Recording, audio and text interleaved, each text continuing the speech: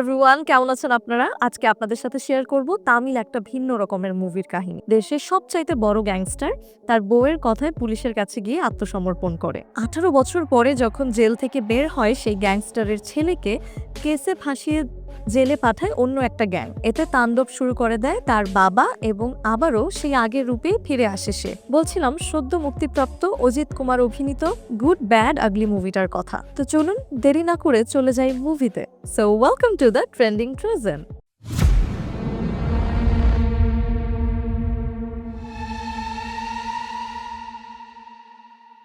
সিনেমার শুরুতেই দেখা যায় প্রধান বিচারপতির কাছে একটা চিঠি আসে। চিঠিতে লেখা ছিল রেড ড্রাগন ফিরে এসেছে। চিঠিটা দেখেই প্রধান বিচারপতি ভয়ে কেঁপে ওঠে। কেন তিনি একটা চিঠি পেয়ে এতটা ভয় পাচ্ছে?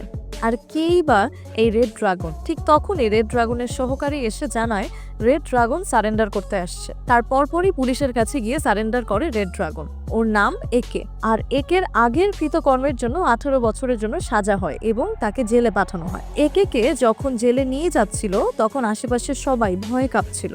তারপরের কাহিনীতে দেখা যায় একের বউকে, যার নাম ছিল রামমিয়া। রামমিয়া তার ছেলেকে ছোটবেলা থেকেই বলে এসেছে যে তার বাবা বিদেশে বিজনেস করে, কিন্তু ছেলেও নাছোড়বান্দা আর বারবার বাবা সম্পর্কে জানতে চায় সে।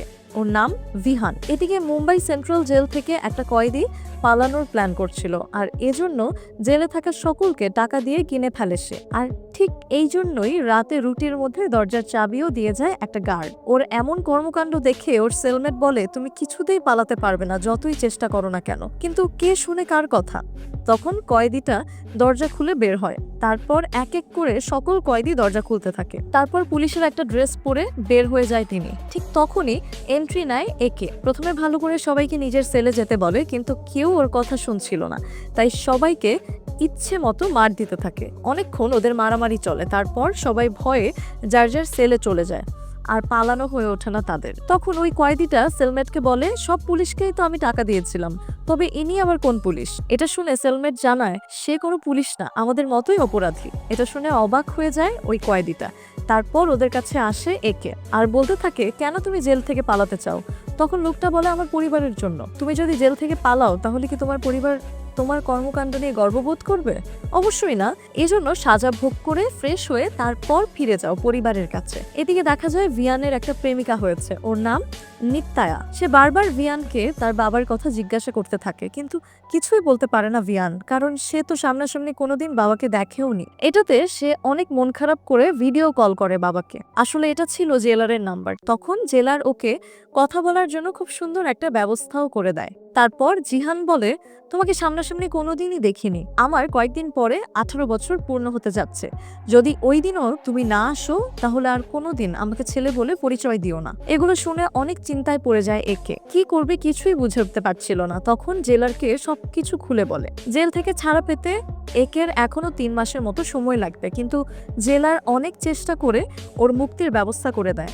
আর পরদিন মুক্তি পেয়ে যায় একে। এই খবরটা গ্যাংস্টার দুনিয়ায় পৌঁছাতে খুব একটা সময় লাগে না। সবাই ভাবতে থাকে হয়তো একে আবারও ফিরে আসবে এই সন্ত্রাসের দুনিয়ায় আর পুরো আন্ডারওয়ার্ল্ড রাজ করবে। কিন্তু একের এমন কোনো প্ল্যানই ছিল না। জেল থেকে ছাড়া পাওয়ার সাথে সাথেই ওর সাথে দেখা করতে আসে রামিয়া। একে অপরের থেকে প্রায় 18 বছর ধরে আলাদা ছিল তারা। এখন রামিয়া তার ছেলেকে নিয়ে স্পেনে থাকে, আর একে ছিল ইন্ডিয়ার জেলে। পরদিনই দুজন স্পেনে যাওয়ার জন্য রওনা হয়, কিন্তু পথে ওদের ওপরে অ্যাটাক হয়। ওই ব্যাপারটা খুবই রেগে যায় রামিয়া আর বলে, যে কারণে এতদিন তোমাকে রিহানের থেকে দূরে রেখেছি সেটা তো এখন আবারও হতে চলেছে। এজন্য তুমি এখানে সবকিছু শেষ করে তারপরে আমাদের কাছে আসবে। কিছু গুন্ডা একের ছেলেকে তুলে নিয়ে যায়। একে জানতে পারে এই কাজটা করেছে স্পেনেরই লোকাল একটা গ্যাংয়ের লোকজন। এটা শুনে সাথে সাথে একে রওনা দেয় স্পেনের উদ্দেশ্যে।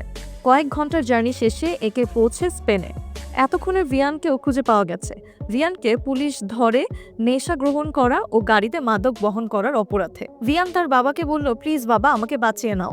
তখন একে বলে, ঠিক আছে, আচ্ছা আমাকে তুমি এটা বলো তো যে ওই লোকগুলোকে আগে কি কখনো তুমি দেখেছিলে? তখন ভিয়ান জানায়, হ্যাঁ, এর আগে আমরা একদিন একটা রেস্টুরেন্টে বসেছিলাম, ওই লোকগুলো সেখানে এসে আমাদেরকে জ্বালাতন করছিল, তখন ওই রেস্টুরেন্টের মালিক ওদেরকে তাড়িয়ে দিয়েছিল। এটা শুনে একে সাথে সাথেই চলে আসে ওই রেস্টুরেন্টের মালিকের সাথে দেখা করার জন্য। প্রথমে উনি কিছুই বলতে চাইছিল না, তারপর একটু মারধর করার পরে মুখ খুলল তিনি। আসলে ওরা ম্যাথিউস গ্যাং এর লোক, আর তার কথাতেই সিসিটিভি ফুটেজ ডিলিট করেছিল ওই মালিক। এটা শোনার সাথে সাথে একে চলে আসে ম্যাথিউস গ্যাং এর আস্তানায়। তারপর জানতে চায় কার কথায় ওরা এমনটা করেছে। প্রথমে কিছুতেই বলতে চাইছিল না তারা, কিন্তু পরে বলতে বাধ্য হয়, আমরা ডার্ক উলফ গ্যাং এর কথা এই কাজটা করেছি। তখন ম্যাথিউসকে সাথে নিয়ে ব্যাংকে চলে আসে একে। তারপরই জাকাবাকে গিয়ে তার ছেলের ব্যাপারে জিজ্ঞাসাবাদ করতে থাকে, কিন্তু কিছুই বলতে পারে না জাকাবা। তখন সে ফোন লাগায় জনিকে আর সবকিছু খুলে বলে ওকে, কিন্তু জনিও ব্যাপারটা অস্বীকার করে। তখন একে জনিকে অনেকগুলো ছবি দেখায় ভিয়ানের, প্রায় সবগুলো ছবির ব্যাকগ্রাউন্ডে জনি উপস্থিত ছিল। তখন স্বীকার করতে বাধ্য হয় জনি। জনির ব্যাংক ধ্বংস করে দেয় একে। সেখানে এসেই বাবেল জানায়, তোকে 4 দিনের সময় দিলাম আমি, আমার সব পাওয়ার এখন তোর হাতে। এই 4 দিনের মধ্যে একে খতম করবি, আর না হলে 5ম দিনে তোকেই আমি খতম করে দিব। কোথা থেকে কে আসে আমার ব্যাংক ধ্বংস করলো আর তুই কিছুই বলতে পারলি না? আসলে ওদের 2 ভাইয়ের সমস্যা একের সাথে ছিল না। একের ওপর বদলা নেওয়ার জন্য ওর ছেলেকে শাস্তি দেয়নি ওরা। আসলে ওরা বদলা নিয়েছিল একের বউ রামিয়ার ওপর রাগ করে, যে কিনা স্পেনে অবস্থিত ইন্ডিয়ান এম্বাসির চিফ অ্যাডভাইজার। রামিয়ার জন্য জেলে যেতে হয়েছিল জ্যামিকে। একদিন নেশার মামলায় স্পেনের পুলিশ ধরে আনে জ্যামিকে। তারপরই দেখা যায় জনি ভিডিও কল করে ইন্ডিয়ার 2 গ্যাং লিডারকে আর একের সম্পর্কে জানতে চায়। তখন ওরা বলতে থাকে, একের বয়স অনেক কম ছিল যখন আমার গ্যাংয়ে যোগ দিতে এসেছিল সে। ওর সাহসিকতা দেখে ওকে আমি গ্যাংয়ে নিয়ে নিই। তারপর কোরিয়া থেকে আরেক গ্যাং লিডার আসে ইন্ডিয়াতে। প্রায় সকল গ্যাংই কোরিয়ানের পিছে লেগে যায়, কিন্তু একে ওই কোরিয়ানের সাহায্য করে আর নিজের জীবন বাজি রেখে তাকে সেফলি কোরিয়া পৌঁছে দেয়। এরপর থেকে ওকে আর পিছে তাকাতে হয়নি। এমন সময় স্পেনের এক বড় গ্যাং সেখানে চলে আসে, ওর নাম সাইমন। আসলে একে মারার জন্য চিন্তা করছিল জনি, কিন্তু সাইমন এসে জনিকে অবাক করে দিয়ে বলে, কাজটা আমি করতে পারবো না। তুই কি জানিস তুই কাকে মারার জন্য চিন্তা করছিস? একে লোকাল গ্যাংস্টার না, সে ইন্টারন্যাশনাল খিলাড়ি। একবার একে কোরিয়া গিয়েছিল আর সেখানকার টপ হিটম্যান ডংলির সাথে কাজ করেছে সে। ডংলি তো একে বলতে একদম পাগল। তারপর একটা কাজে একে গিয়েছিল জন উইককে সাহায্য করার জন্য। তার সাথেও একের বন্ধুত্ব অনেক বেশি গভীর। আর প্রফেসরকে তো তুই চিনিসই, ওনার সাথে প্ল্যান করে বড় একটা ব্যাংক ডাকাতি করেছিল একে। তো তোর জন্য এটাই ভালো হবে যে তুই ওর থেকে দূরে থাক, না হলে তোর কোনো চিহ্নই বেঁচে থাকবে না। আসলে একে সবাই রেড ড্রাগন নামে চিনত। এদিকে দেখা যায় একে ধরে আনে জাকাবাকে। তারপরই ওকে মেরে ফেলতে চায়। যখন জাকাবা বলে, ডার্ক উলফের সবাই আমার কথা শোনে, তো ওদের এখানে ডেকে এনেছি আমি নিজেই, তোমার যা ভালো মনে হয় তুমি তাই করো তাদের সাথে, কিন্তু আমাকে ছেড়ে দাও প্লিজ। তখন ডার্ক উলফের সবাইকে আনা হয় একের পার্টিতে। আসলে জাকাবার মনে অন্য প্ল্যানই ছিল, এদের নিয়ে মারতে চাইছিল একে, কিন্তু প্রথমেই ওর চাল ধরে ফেলেছিল একে। আর একের একটা সিগনেচার মুখ ছিল ফটোশুট, মানে ছবি তোলার সময় গুলি করে মারতো, পরে মৃতদের সাথে ছবি ওঠাতো। এটাই ছিল একের ফটোশুট। এখানেও সবার সাথে ঠিক তেমনটাই করে একে। চোখের পলকে একটা মেশিন গান দিয়ে সবাইকে মেরে ফেলে আর তাদের সাথে একটা করে ছবি ওঠায়। এদিকে দেখা যায় জনি আরেকটা প্ল্যান করে বসে আর কল দেয় একের কাছে। তখন ওরা একের বউ অথবা ছেলেকে মারার কথা বলে। এটাতে অনেক বেশি চিন্তায় পড়ে যায় একে, যে কি করবে না করবে কিছুই বুঝে উঠতে পারছিল না। দেখা যায় রামিয়া যখন কোর্ট থেকে বের হচ্ছিল তখন ওর পেছনে পড়ে যায় একটা গ্যাং। অনেকক্ষণ তাড়া করার পরে তারা রামিয়াকে ধরে ফেলে। তখন সেই দলের লিডার কল দেয় একে। ওর কণ্ঠ শুনেই বুঝে যায় যে এটা কে। ওর নাম প্রিয়া। একসময় একের সাথেই কাজ করত আর দুজনের মধ্যে ছিল বেশ ঘনিষ্ঠ সম্পর্ক। দুজন দুজনের প্রতি একটা গভীর ফিলিংস রেখেছিল, কিন্তু এখন আর তারা একসাথে নেই। তখন প্রিয়া বলে, তোমার বউয়ের চিন্তা তোমার করা লাগবে না, তুমি তোমার ছেলেকে বাঁচাও। এটা শুনে নিশ্চিন্ত হয়ে যায় একে এবং চলে যায় তার ছেলেকে বাঁচানোর জন্য। দেখা যায় ভিয়ানকে কোর্ট থেকে অন্য একটা জেলে ট্রান্সফার করা হচ্ছিল, ঠিক তখনই পুলিশের গাড়িতে অ্যাটাক করে বসে জনি এবং তার দলবল। সাথে সাথে সেখানে এসে পৌঁছায় একে আর সবাইকে মারতে শুরু করে। তবে কোনোভাবে ওর হাত থেকে বেঁচে যায় জনি। তারপর ভিয়ানকে আবারও পুলিশের হাতে ধরিয়ে দেয় একে। তারপরই একের কাছে একটা খবর আসে, আজকে বাবেলের রিয়েটে একসাথে থাকবে জনি এবং জ্যামি। তো আজকেই ওদেরকে ধরতে হবে, না হলে এমন সুযোগ আর আসবে না। এদিকে দেখা যায় বাবেলের রিয়েটে পার্টি হচ্ছিল, সব মানুষজনের সাথে বাহিরে পার্টি করছিল জনি, আর ভেতরে জ্যামি তার গার্লফ্রেন্ডের সাথে পার্টি করছিল।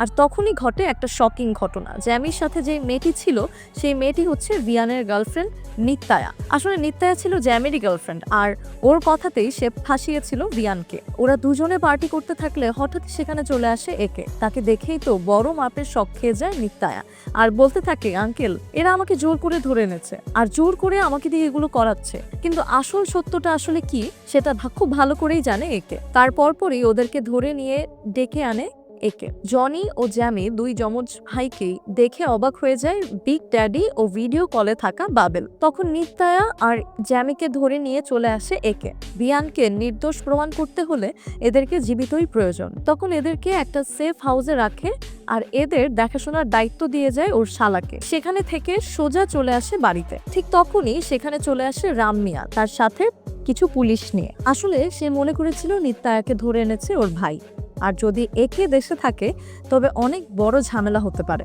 এজন্য পুলিশদের ধরে ওকে ইন্ডিয়া ডিপোর্ট করার জন্য ব্যবস্থা করে রাম মিয়া। একেও চলে যায় পুলিশদের সাথে। সেখান থেকে রাম মিয়া চলে আসে সেই জায়গাটায় যেখানে নিত্যাকে রাখা হয়েছিল।